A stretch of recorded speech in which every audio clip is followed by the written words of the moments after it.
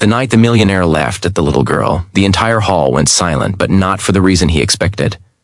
Crystal chandeliers shimmered above a stage polished like glass. Wealthy guests in silk gowns and tailored suits sipped sparkling drinks, waiting for the evening's charity entertainment to begin. It was a grand fundraising gala, hosted by Armin Qureshi, a self-made tech billionaire known for his sharp mind, sharper tongue, and a heart many believed had long ago turned to stone. Cameras flashed as he took the stage, confident and amused, enjoying the attention like a king surveying his empire. Then they brought her in. She looked out of place from the very first step. A tiny girl in a faded blue dress, shoes slightly worn, hair tied back with a simple ribbon. She held a violin that seemed almost as big as she was. Whispers spread across the room. Some guests frowned, others smirked. Armin himself raised an eyebrow, clearly entertained. With a casual wave of his hand and a half-laugh that echoed through the hall, he announced that tonight, in the spirit of generosity, he would do something special. He said that if the little girl could truly impress him, if she could play well enough to move him, he might even consider adopting her. The crowd laughed awkwardly, unsure whether he was joking or serious. To him, it was a harmless spectacle. To her, it was something else entirely. Before we go further, if you believe in kindness, second chances, and the power of compassion, take a moment to like this video, comment your thoughts, share it with someone who needs hope today, and subscribe to the channel. Stories like this remind us why humanity still matters. The girl's name was Meher. She was 9 years old and had been living in an overcrowded orphanage on the edge of the city since she was 5. Her parents had died in a road accident that no one in the city remembered anymore. She remembered, though. She remembered her mother humming while cooking and her father clapping proudly as she scraped her tiny fingers across a toy violin. After they were gone, the world had grown cold and loud and frightening. The orphanage gave her shelter and food, but not warmth. The other children fought for attention. Volunteers came and went. Promises were made and forgotten. But the violin remained. It had been her father's final gift before the accident. Though old and slightly cracked near the edge, it carried the scent of home and the weight of memory. She practiced whenever she could, even when the other children teased her for believing music could change anything. She didn't practice for applause. She practiced because it made her feel like her parents were still listening. The orphanage director had heard about the Billionaire's gala and begged the organizers to let one of the children perform. It was a desperate attempt to gain attention, maybe donation. Meher had volunteered quietly, clutching her violin with trembling hands. Now, under the blinding lights, she stood before hundreds of strangers who saw her as nothing more than a charity prop. Armin leaned back in his velvet chair near the front of the stage, crossing his arms. His life had been built on discipline, control, and logic. He had grown up poor himself, but unlike Meher, he had buried his past under layers of ambition. He believed emotions were weaknesses. He believed success erased suffering, and he certainly did not believe a child's violin could touch him. Meher lifted the bow. At first, her hands shook. The hall was too large, the lights too bright. She could hear her own heartbeat echoing louder than the murmurs of the guests. She closed her eyes, and then she began to play. The first note floated gently into the air, fragile yet clear.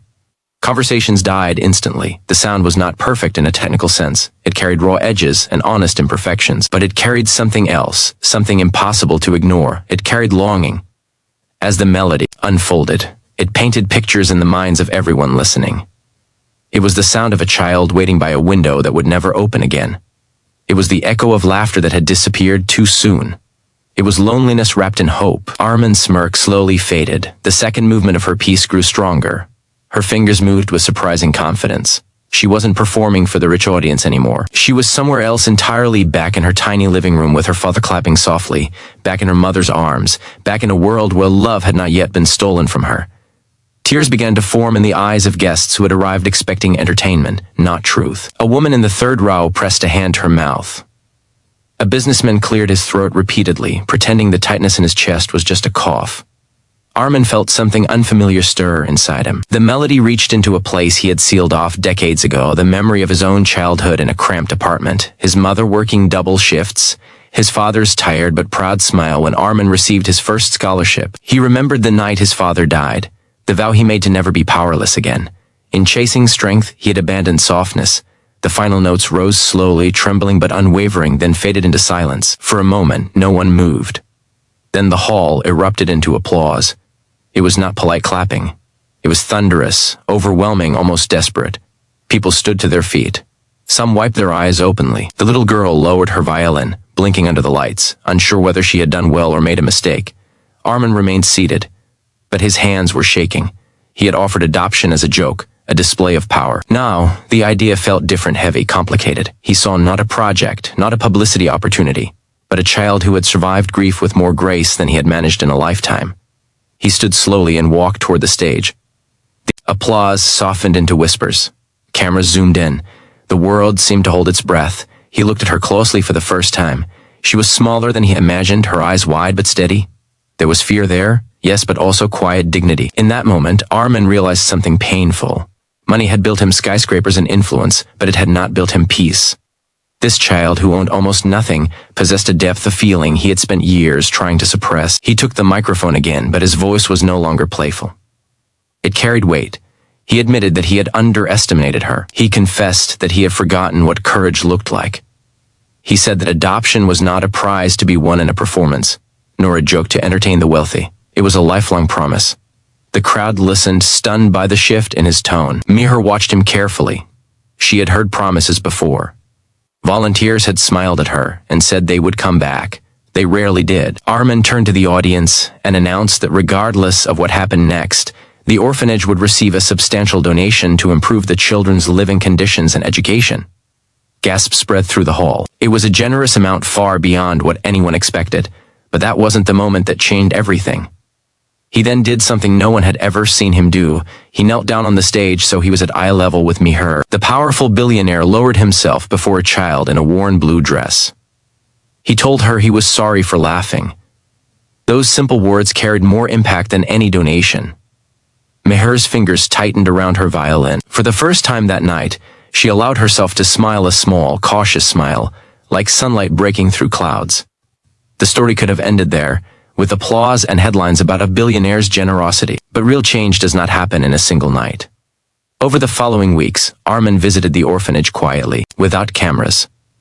He watched Mihir practice in a small courtyard, her bow gliding across strings under the open sky. He spoke to the caregivers, learned about her struggles, how she sometimes woke up crying from dreams about her parents, how she shared her small treats with younger children, how she never gave up her practice even when her fingers blistered. He began to see adoption not as charity but as partnership. Meanwhile, Mihir wrestled with fear. She wanted stability, wanted someone to call family again, but she was terrified of losing another parent. The orphanage director noticed the conflict in her eyes. Armin did not rush her. Instead, he attended her small local recital a month later, sitting quietly in the back row. He funded music lessons with one of the city's best instructors. He renovated a music room at the orphanage so every child could learn an instrument if they wished. Gradually, trust grew. One evening, as the sun dipped below the city's skyline, Mihir finished practicing and walked toward him. She did not say much. She simply placed her small hand in his. It was enough. The adoption process began slowly, respectfully. Armin faced criticism from some who claimed it was a publicity move. Others accused him of trying to rewrite his image, but for once, he did not care about public opinion. He cared about bedtime stories and school meetings, about learning how to braid hair and pack lunches. He discovered that parenting was not about control. It was about presence. Months later, on a quieter stage at a children's music festival, Mihir performed again. This time, she wore a new dress, but she still carried the same old violin, repaired carefully but unchanged at its core. Armin sat in the front row, not as a judge, not as a billionaire, but as her father. When she played, the music was different. The sadness was still there, because grief never disappears entirely. But woven into the melody was something brighter: security, belonging, hope. If this story has touched your heart, take a moment to like, comment, and share it. Your engagement helps spread messages of compassion further than you can imagine. And before we reach the final lines, I have a special request for you. Comment the word hope below if you believe that even the hardest hearts can change. As the final note of her performance faded into the evening air, Armin realized that he had not rescued her. She had rescued him. The millionaire who once mocked a little girl learned that true wealth is not counted in billions, but in moments of humility, forgiveness, and love. And the little girl who once stood alone under blinding lights discovered that her music did more than impress the powerful, it awakened humanity. Sometimes, the smallest hands hold the greatest power.